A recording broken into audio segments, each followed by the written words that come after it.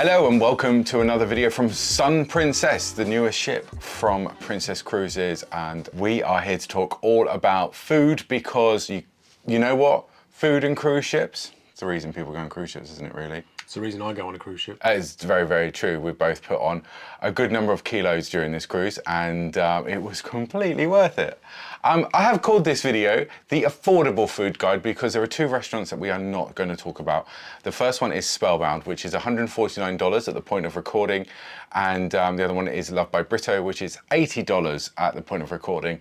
That's a little bit too rich for our blood, I think, when it comes to specialty dining plus Pro Max. We felt that that wasn't something we were going to pay for, and I think a lot of people are probably going to think that too. So we thought, as a laugh, we'd call it the affordable food guide. But in this video, we are going to cover everywhere else that you can eat on this ship, and we have eaten in all of the restaurants, including all of the specialty dining. Well, not quite all, but we've kept up our streak of not eating in the main dining room, I think.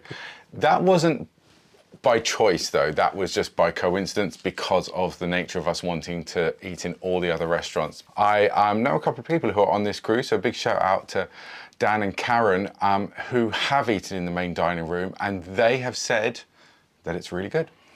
Yeah. They said the food in there was fantastic and it lives up to the expectations of what Princess has set itself of being one of the better cruise lines when it comes to the food offerings.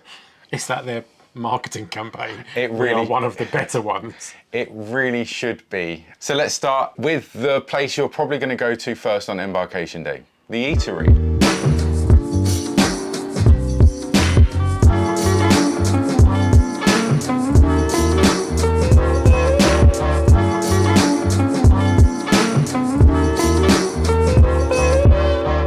Which is not the buffet, but it is a buffet, but it's not. Well, I say it's a buffet. They're very, very keen on board to distance themselves from the word buffet. In fact, the word buffet doesn't appear anywhere on the ship. But to all intents and purposes, it is their version of the ship buffet. Let's just talk about the history of the Eatery very quickly. So post-COVID, there was a lot of people that said during COVID and post-COVID, there was no help yourself to food, which you would do in a buffet, like in the Windjammer if you're on Royal Caribbean. Now, Princess decided to have people serve you your food. Now, they kept up with that. And I have to say, a lot of people have said that that's what they want in future when it comes to cruising and the buffet or the Eatery.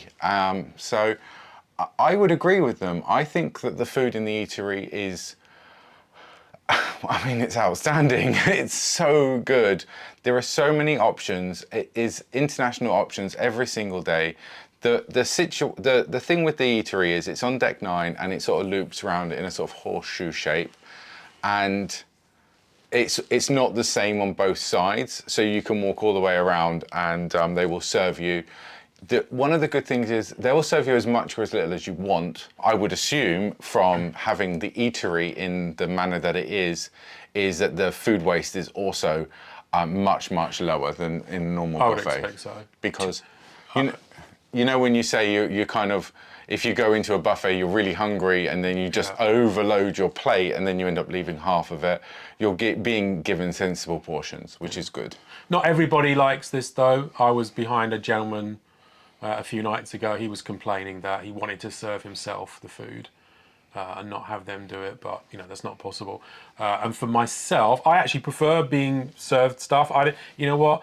Even though there are kind of wash hand basins to wash your hands before you go in, like literally they were empty most of the cruise. So I would probably say 90+% of people in there are not washing their hands. Therefore, to have, you know, utensils and things on a traditional buffet that you'd have to serve yourself, when you know the last 20, 30 people that have touched that handle of that spoon did not wash their hands, I'm quite happy to be served the food. One downside to it that I noticed was, though, a lot of the food is already pre-served in a bowl or on a plate, ramekin, and therefore if you want two things, you're going to be given two plates. If you want a third thing, okay, good luck balancing all that. Or you can maybe locate yourself a tray, although I didn't see any of those. So the chances are, if you wanted multiple items at once, you'd very likely have to get one or two, go back to your table, drop those, go back again. So it can be a little awkward. Look, don't be greedy, I think is the takeaway from the eatery. Just don't be greedy. I mean, greedy and cruise ships, again, they go hand in hand. But listen, we never had a full meal, a dinner in the buffet. The eatery. The eatery. We just nipped in there at various times during the day and had either a sandwich or a salad. Cake. Maybe not a salad. Or a piece of cake. Actually, we just had cake. We just had cake. Oh my goodness, that was good. It was... Oh. I wish I'd filmed it, but it was the softest and lightest, beautiful cream cake I've ever had in my life. It was amazing, honestly. Yeah, the eatery. If you're not got any of the plus or premium or all the other packages and things that Princess offer these days, which we will be talking about in another video, by the way. So make sure you're subscribed. But if you don't have one of those and you are you're feeling, I'm just going to limit myself to complimentary dining that's included in a cruise fare, the eatery is as good, if not better, than some specialty dining on some other cruise lines, I would say. Well, not even other cruise lines. If you remember the last time that you went on a Princess cruise, which was Sky Princess, and I'm sure we have some video footage somewhere of you telling everybody exactly what you thought of the food and the buffet. It was crap. It was crap. How would you say that the eatery food compares to Sky Princess? Yeah, coming out of Sky, you have to remember it was 2022. We would just come out of the pandemic. There was probably some supply issues and things like that. So the choices and the quality for me was very much below par. However, I would say on Sun Princess, you don't have those challenges anymore. So the food is that much better. I'm so impressed with the eatery on Sun Princess, more so than I think I'm so impressed because maybe my expectations were a bit low, but I do have one complaint, and this comes from a friend of mine, my friend Karen. Hello, Karen, again. She's gluten-free, and she said that a lot of the labeling on gluten-free desserts and dishes is absent. Now they do have a gluten-free area, and when I say it's a small area, it's a really small area. But there are other desserts that probably could be gluten-free, but it's just not labelled. So I think that's a learning that Sun Princess could take away from this inaugural season moving into 2025. Okay, that's the eatery. We always end on the buffet, but I think it's just such a good highlight. Honestly, just go there.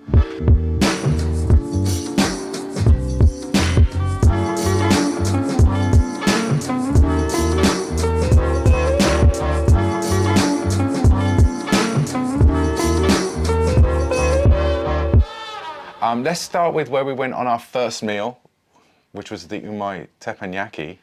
Oh, yes. And who doesn't love a teppanyaki? Well, I'm not that keen, but you know.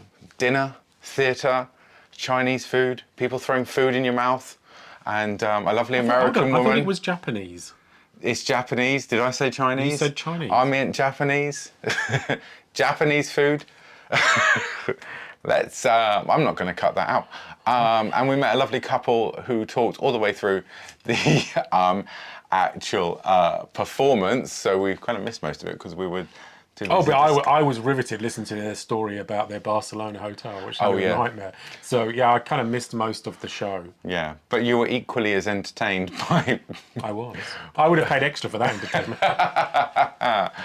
But the food was amazing, and so they have 3 seatings, which are at 5, 7, and 9 p.m. And everything is timed, so all of the seatings are start at that time. It doesn't matter what table you're at. You're sat with, I think, 9 or 10 other people, and it's a wonderful, wonderful experience. The food quality is also up there too. You can pay a surcharge and have things like Wagyu beef if you want, but personally I would say don't bother. Just the food itself is as good as anything else. And I didn't think I was going to be full either, and I did leave there quite full. Listen, if you like teppanyaki, you'll like this one. It's no different to all the others. They even sing the same songs as they do in the teppanyaki on a Royal Caribbean. So it's I guess there's just like a very set format to those things. It's a and handbook. The food, yeah, I think if you're a teppanyaki cook, you can probably go and work in any teppanyaki with minimal extra training. The food was all right. I'm not a big fan of it. It tastes just like regular takeout food to me. So I can take it or leave it. I only went because he enjoyed going. One tip I will share though is if you want to go to the teppanyaki, it's typically one of the first restaurants that sells out. So make sure you're checking your app to book yourself in if that's a venue that you really want to have dinner in. Yeah, and we went to, there's actually another restaurant within the same thing, which is the Umai Hotpot, which we'll talk about in a second. Now, when we were having the hot pot, which was not busy at all, the teppanyaki was still full. Like, it really does fill out. It's not people booking it and not turning up. I think it's an event that a lot of people look forward to. So if that is on your wish list, definitely make sure that you book it as soon as possible.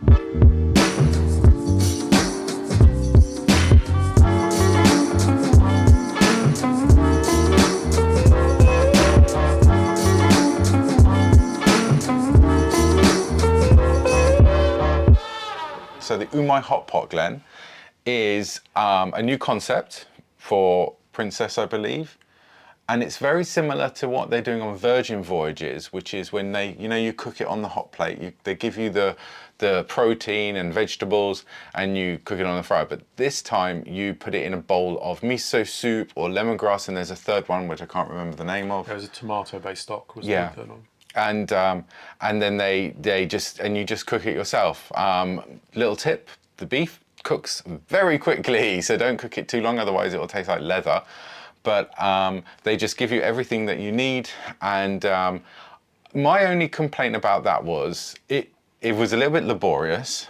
It was quite fun, but there's so many utensils and plates, and the tables aren't too big that I felt that I was constantly in a mess.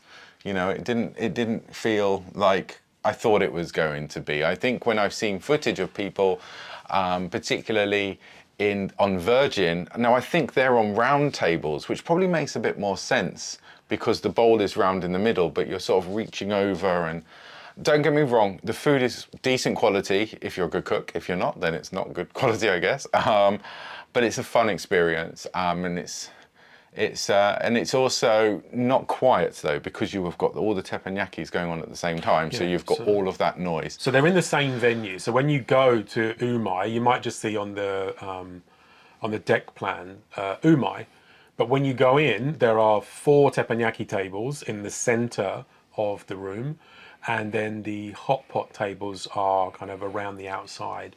There's maybe, I don't know, 6 or 8 perhaps spread around the outside. But everything that's going on in the teppanyaki tables, you are going to be able to see and hear.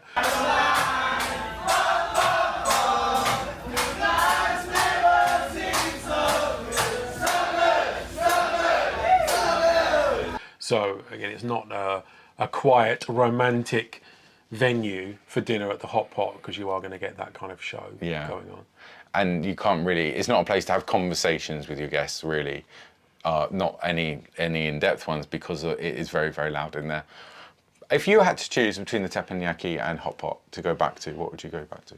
Well, neither. But if I was forced to do one, the hot pot probably. Okay. I just preferred the food. Okay.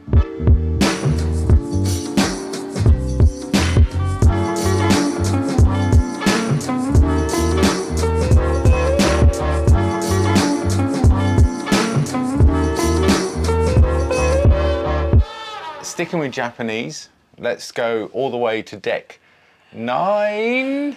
No, it's deck 8. Makoto Sushi. Now, Makoto, I believe, is the name of the chef. Is it? I think so. There's a picture of a guy on a big A board, and I just assumed. I have to say, some Princess is very much like Vegas, and that every restaurant has a name attached to it. It's always such and such's restaurant, and I don't know any of them, to be honest. But yeah, maybe you're right. Maybe it's the chef. Whatever. Yeah, and well, the sushi works in two different ways. You can do a set menu, which is an 8-course meal, or you can go a la carte. Now, we went with the set menu, and the food was very, very good. I have to say, the one thing I was really concerned about was eel, which was delicious. It was actually my favorite thing in the end. It was teriyaki. It was like teriyaki eel. It was one of the few things that was cooked, but yeah, it was really good. I would say if you're not good with chopsticks, because I found that my rice was constantly falling off. The rice wasn't firm enough. I don't know. Maybe that's how Japanese people actually eat sushi. But normally, when you pick up like a California roll or whatever, you get the whole thing. The rice is normally kind of stuck together. As soon as you tried picking this up, the rice just fell apart, crumbled, which made it difficult to eat. There were a couple of courses I didn't actually like.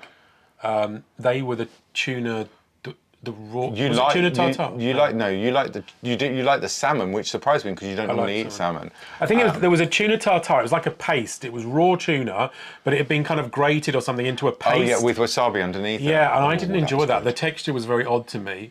But you loved that. Oh, I love tartare. You ate the whole Tuna thing. tartare, steak tartare, any kind of tartare sauce. Yeah, very much enjoyed it. I thought it was good.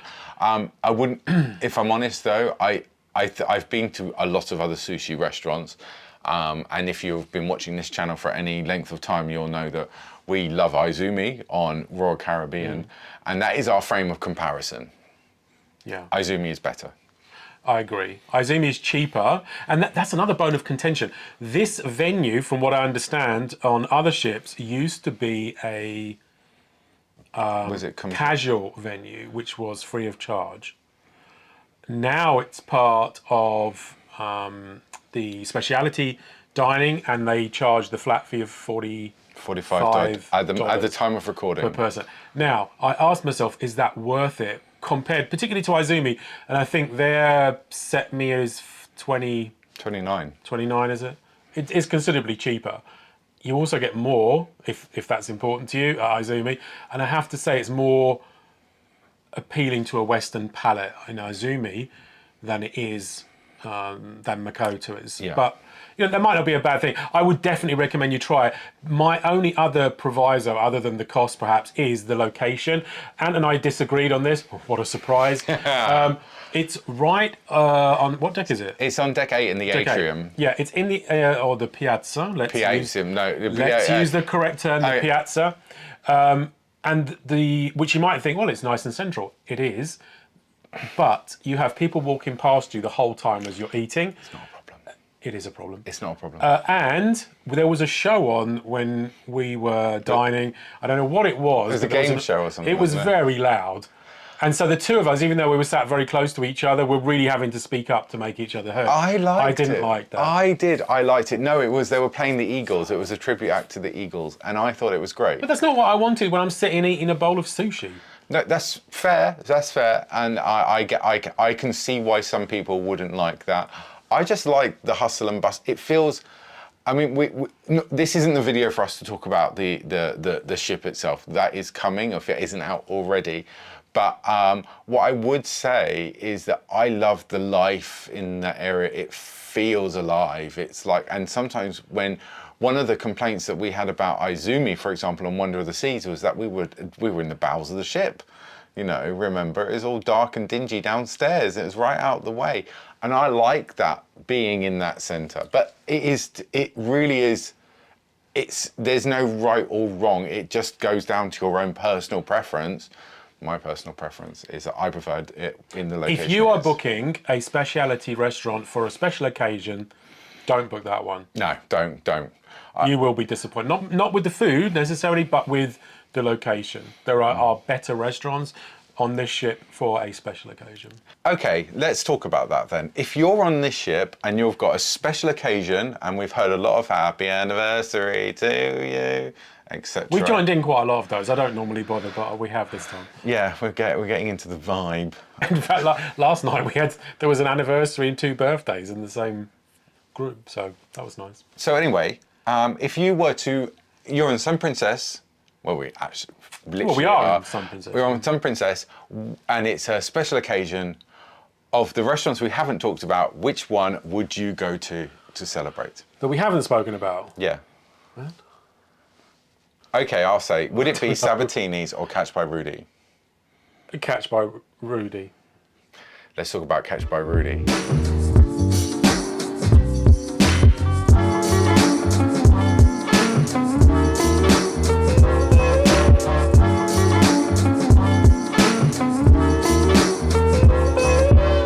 Oh my gosh.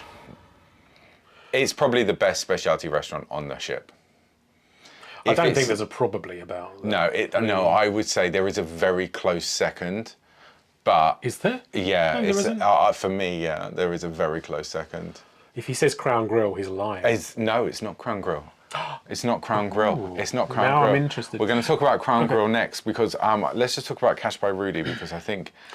So this Rudi is apparently a guy because he was spotted around the ship. Rudi's on the ship. So if our meal was amazing because Rudi's on the ship, then I'm very sorry if this recommendation is you're going to go there and go, wasn't that good? But no, Catch by Rudi is easily the best restaurant on the ship. And I can tell you why. The menu is so small. There's 4 things on the menu in the mains. There's the catch of the day, which neither of us had. There's the surf and turf, which is the fillet and the lobster, which both of us had. There's the vegetarian option, which both of us didn't look at. And then, and then what was the 4th one? There was a steak frite option. Yes, and a steak frite. That was the 4th one. For a fish restaurant, most of the fish is in the appetizer section rather than the entree. But it is all centered around that catch of the day. So when you get the catch of the day, you can choose the way it's cooked and you can choose what you have with it and everything, and they will do it perfectly for you. Now, Catch by Rudi has the best steak on Sun Princess. It is better than Dario's and it is better than Crown Grill. I have never had a fillet. And when we will talk about Crown Grill in a second, but let me just take your eyes back to this clip. Question you asked me earlier was, is it better than Crown Grill? I can't say. I think it based on every experience. If tonight's experience, if I based it purely on that, I'd probably say yes. But I have had some really good experiences in Crown Grill also, so... Because later this year we are going on Sun Princess and we will be dining in Crown Grill for sure. So we'll watch this video back on that day to remind ourselves of our time here on Anthem and see which is better. Now, that was on Anthem of the Seas, where I said I'm going to go back and watch this video and remind myself of how good the steak was in Chops Grill. Now, in Chops Grill, because we were comparing it to Crown Grill and saying which is better, and we've been having this debate for the last 2.5 years. And so I came here thinking, Crown Grill, is it going to be better? Is it going to be better than Chops Grill? And I came out of Crown Grill and I said, nope, Chops Grill is better. Then we went to Catch by Rudi. And the fish restaurant has the best steak of any cruise ship I've ever been on. It's not even close. It's not even close. The service is amazing. The food is amazing. It's very good. There's no point in keep talking about it because we're going to look like sycophants. Just go. Yeah. Just book it. Make sure if you're on a package that has some specialty dining included, make sure you include a booking. If you're in the premium package and you have unlimited specialty dining and you're on a long enough cruise, go more than once. We actually have it booked tomorrow night for a second time. It was that good. We originally had Sabatini's booked for the second night for our second time because we were on a 9-night cruise, and we literally just changed it to Catch by Rudi because we have to experience that one more time because it was that good. So hold on, I'm intrigued now. What is your close second? My close second to Catch by Rudi, which we'll talk about at the end of the video.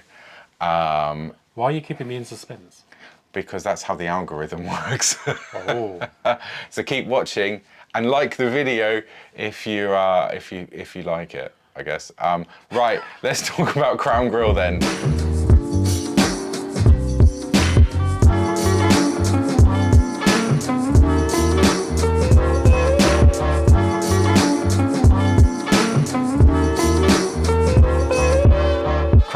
is a staple of Princess Cruises. It's been around since the first cruise ship, I would assume. And I don't think they've changed the menu. And they haven't changed the menu.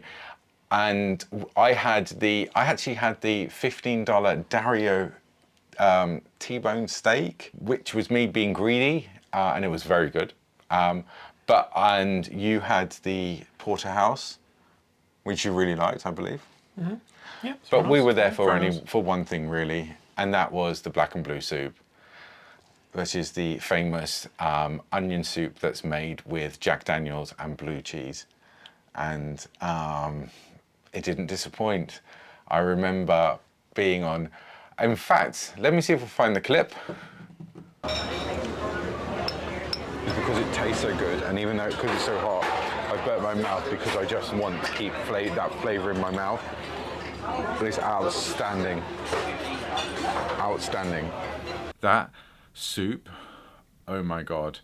There we go, that was on Sky Princess, where I first tried that soup, and I remember being just overwhelmed by it. And how has it taken me over 2 years to get back on a Princess cruise ship so I could try it again? And it didn't disappoint. The only thing I noticed, the portions got smaller. Shrinkflation has hit the cruise lines. And what got smaller? The portion size of the soup was smaller. Yeah, trust me, that wasn't lost on me. Crown Grill is as good as ever. It just feels, Crown Grill I think when you have like a steakhouse on a ship that's just part of the DNA of the ship, which is what Crown Grill is, Chops Grill on Royal, I think it's easy to become complacent and take it for granted that that's the restaurant that everyone's going to gravitate towards. Well, it is, because they're booked up just as much as the teppanyaki.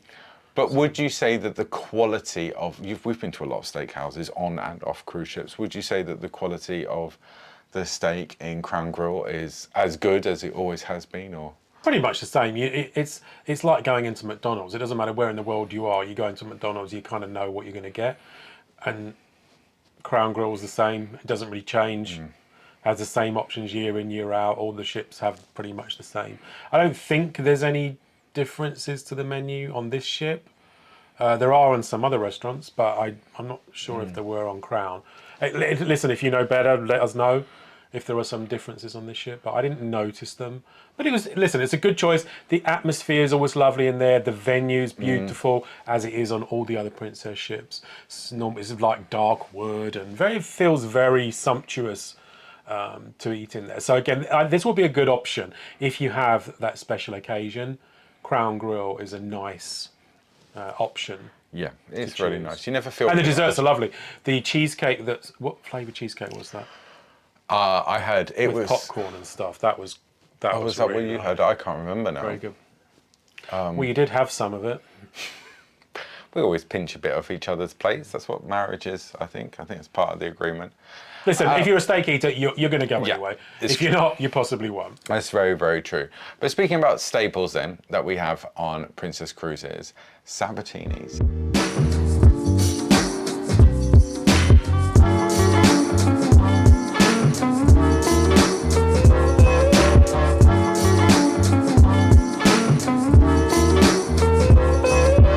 Sabatini's has been around for a long time. We did Sabatini's on Sky Princess a couple of times, both loved it. And Sabatini's here is slightly different. Now, before we talk about the food, I just want to mention the venue, because it is beautiful. Yeah. It is the most gorgeous Sabatini's I think we've ever experienced. Yeah, it feels less homely. Like some of the older ships, the Sabatini's are a bit more kind of family style, and it's a bit kind of chintzy and Mamma mia. Yeah, the aesthetic is like Italy, but from some kind of storybook. It's not really Italy. Disney does Italy. Yeah, it kind of is. This one's it's a lot darker in there, I noticed. I did struggle to read the menu.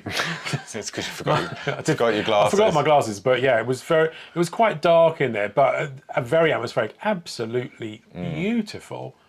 Really was. And again, there was a lot of special occasions going on.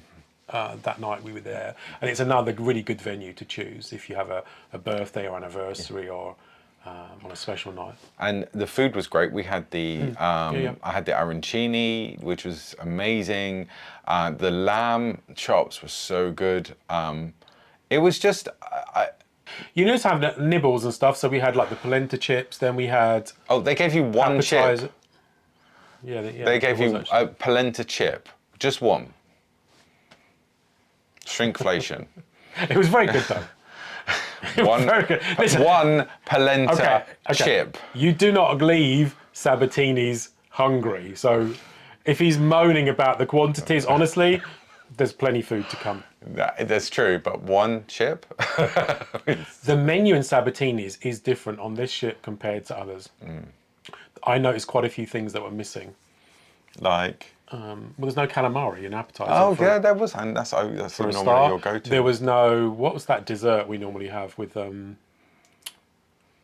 that's like the large Ferrero Rocher, I can't remember what they called that. That wasn't on there. The massive, yes, and they pour the hot caramel sauce over The it. desserts were quite disappointing. I don't know, I mean, we had, I think there were 4 desserts maybe, or 5, and we had 3 of them between us. And one of them I was kind of like 50-50. So I did notice the difference. If you actually know which meals or which dishes are gone or changed, again, please feel free to share with everybody else in the comments. I can't remember, but it is different. A lot of people are... Sun Princess is a very different type of ship for Princess Cruises. And there are a lot of changes. Again, we'll be talking about this in another video. And those changes are menu changes. And one thing I think I know about people who are loyal to Princess is that they seem to be creatures of habit, I would say. They like what they know and they know what they like. And they like their comforts. And one of the things that makes them comfortable is knowing they've probably picked their meal 6 months before they've embarked on the ship. Well, you normally do that. No, I don't. No, I don't. No, I don't. But I, to be fair, I did look at the menu for Alfredo's, but that wasn't my first meal. But yeah, so because of those big changes that have happened, it's worth sharing around if you know. Just go. Sabatini's is a fantastic restaurant. It's beautiful. Yeah. The food's fantastic. It is good. Give yourself 2.5 to 3 hours though. The service is not the fastest. Although to be fair, I seem to remember most other times going to Sabatini's, it's a very long meal. So please don't book it in 90 minutes before a show. But you won't get to the show. You won't get to the show. And yeah, we got an apology with every course. So I wasn't going to talk about the speed of service. Listen, there was nothing wrong with the speed of service. It was slow, but you had chance to digest your dinner before the next course. Yeah, and you had an extra 2 glasses of champagne in between those as well. So everything was good with the world. And the champagne did go down Just very set well. yourself enough time to enjoy a very nice meal. Okay.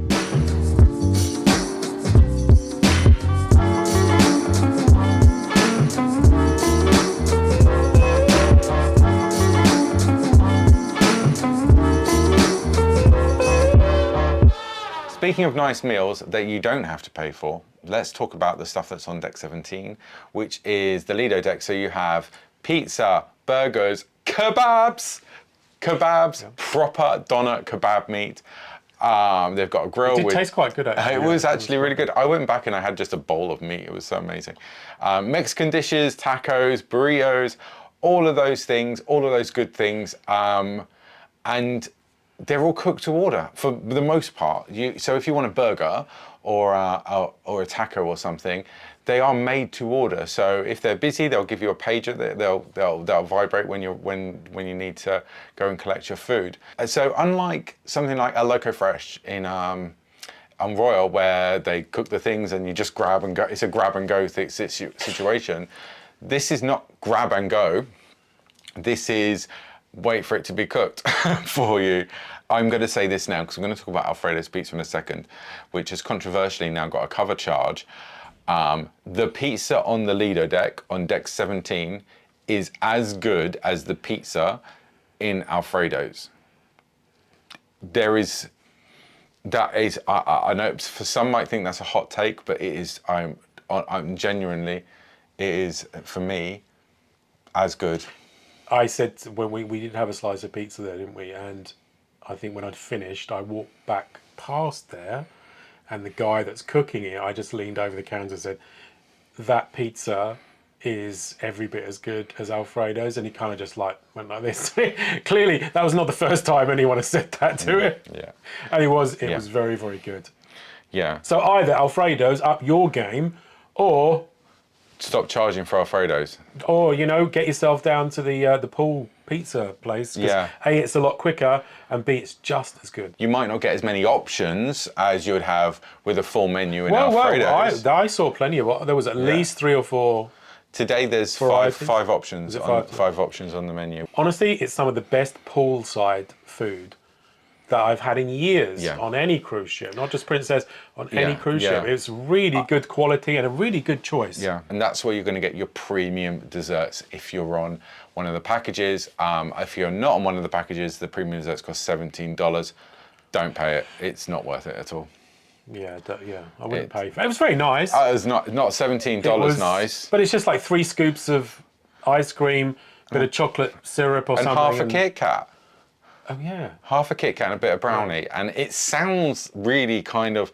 And I've seen people have things and they're all like overflowing with bits and pieces.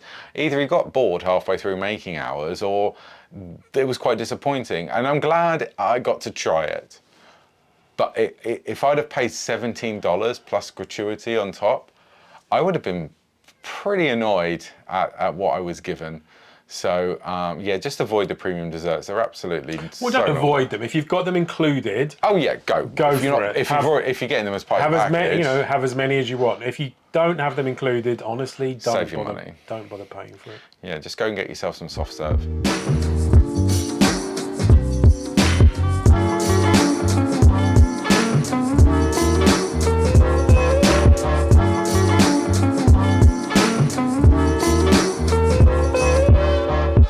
To Alfredo's. I have to say I expected to eat in Alfredo's 3 to 5 times on this trip because it's a great lunch venue. Alfredo's is it's a decent pizza. It is a very good pizza, in fact. And we've only been once. And do you know what the funny thing is? I haven't felt that kind of urge to go back. And I don't know why.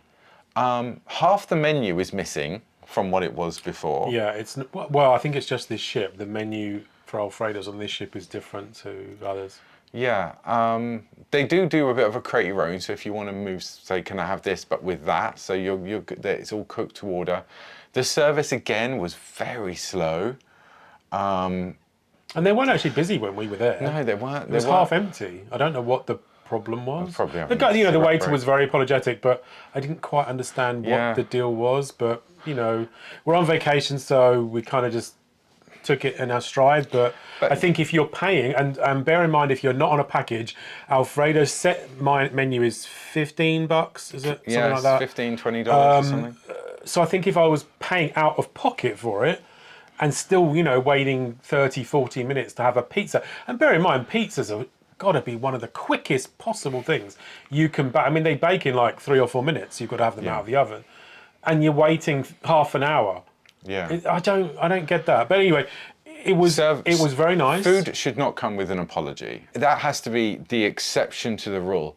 On this sailing, specifically, the food, albeit very nice, has come with quite a few apologies, and that for me is, and we haven't asked for that. That's just them naturally saying, I'm so sorry it's taken so long. And you accept the apology and then you go, okay, it's fine. Well, you've just eaten into my quiz time over in Princess Live, but thanks. Alfredo's, would you say it's worth paying for though, considering you can get pizza just as good elsewhere on the ship? The venue is beautiful. There's part of the restaurant is kind of like on this little balcony overlooking the inside of the glass sphere bits. Full of light. It's absolutely beautiful. The decor's fantastic. I think for a really smart lunch, yeah, I would. We saw a few people having dinner there as well. Yeah. If you didn't fancy any of the main restaurants, I guess it's a good option for dinner. But I think definitely for a really nice lunch, I possibly would pay for it, even though the pizza And the pool deck, as we said, is just as good. Oh, we've forgotten one pizza. Yeah. Oh, the Eatery. Talking of which, yeah. Has an outside bit which wraps around the after the ship on deck 9. And on one side you have burgers and tacos. Now exactly the same, Same as, menus, as what you get on deck 17. Yeah. But on the other side they have pizza. But it's not round pizza, they're like square pizza, like those old-fashioned ones used to get in square boxes back in the olden days. When I say that, I mean the late 90s. These are like thick focaccia, like square kind of pizza. So good. And different toppings as well. Yeah. And I think it was one late night, we'd just eaten and we were walking around the outside of the promenade and it was deep dish. And if I wasn't so full from my meal, I would have had a slice, because deep dish pizza is something I don't get to enjoy very often. And yeah, it was good.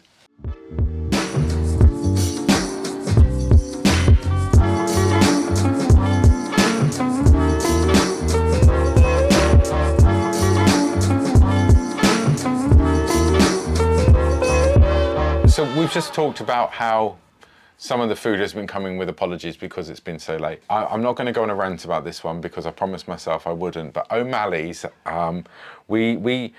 you're going to eat in O'Malley's, the rule of thumb is... Well, what is O'Malley's, first of all? O'Malley's is the Irish bar on deck 7 opposite Princess Live.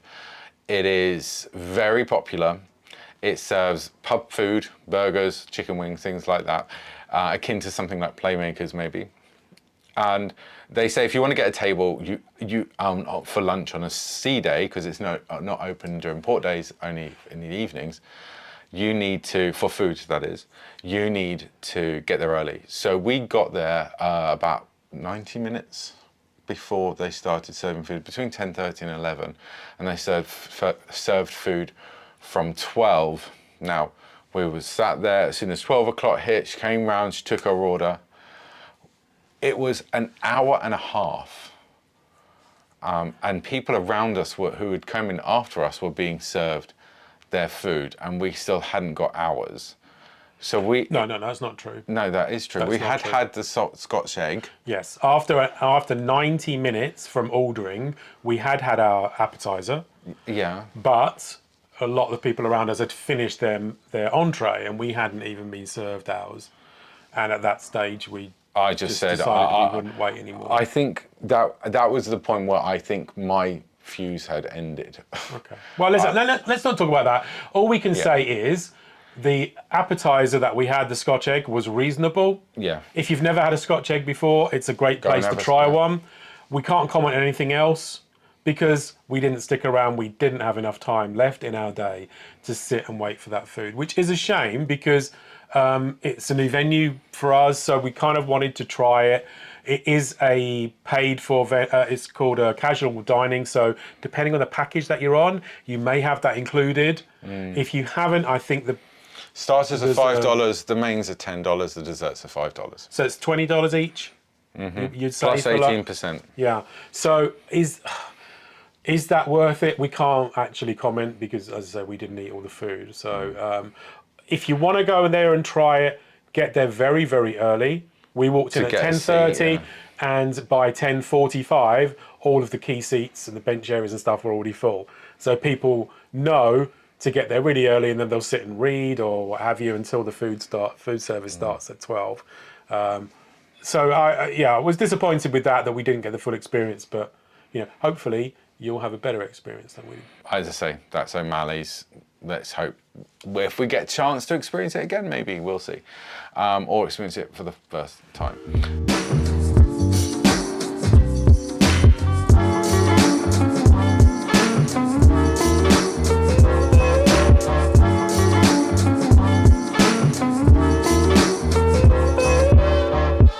When we talk about the International Cafe, it's more of an intervention, I think, because you've had way too many pastel de nazas that can be possibly healthy. He can't go to bed without picking up a cake. Do you know what? Whoever moved, because there's a lot of talk from old Princess Cruises saying, oh, they've moved the location of the International Cafe, I don't like it. I have to say, it was a stroke of genius where they've moved it to, because it's wherever you are on the ship, moving from point A to B. It's normally via the International Cafe. So you just have to stop off for a little bite. They do a tiramisu cappuccino. It's so good. It's so good. If you've never been to an international cafe, it's a cross between a regular kind of savoury and sweet cafe. Yeah. They have cakes and cookies and things like that, and they also have lots of savoury options. Oh, the schnitzel Chicken schnitzel sandwich is to die for. Yeah. I think I've had 3 or 4 different sandwiches in there, and most of them are heated for you. Oh, they're absolutely fantastic. Just know when you go and have dinner, just always leave that little 5% space for the International Cafe, because as you walk past, you're going to wonder how you're going to fit it in, but you will try. Yeah.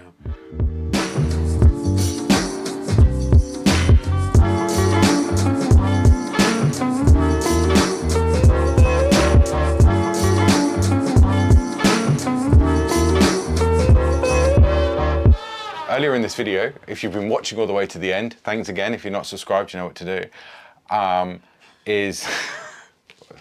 I keep having to sneak that in. We said that our favourite restaurant on Sun Princess is Catch by Rudi. And our second favourite, by literally a whisper, is The Butcher's Block by Dario. And I can't pronounce his surname or remember it.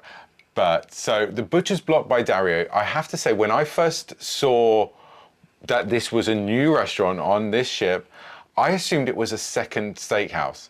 The same, and I was always like, why would you have 2 different steakhouses on a cruise ship? And then when we sat down to the meal, it was not what we thought it was at all.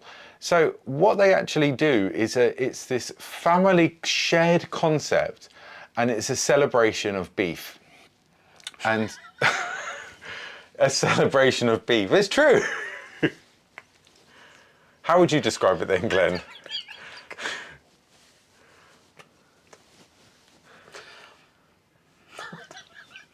I'm not cutting this.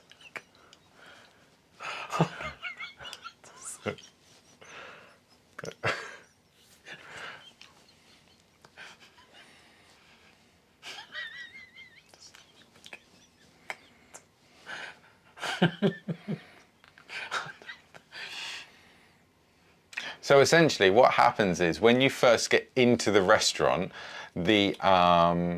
all the butchers and the chefs will all come and they'll do a bit of a presentation. They give you some wine and they explain the meat that you're going to have. And it comes from, I think, is it 16 different cuts of meat. So, well, no, you only get 4 cuts from though. I guess they give you whatever they've got available. Probably, yeah.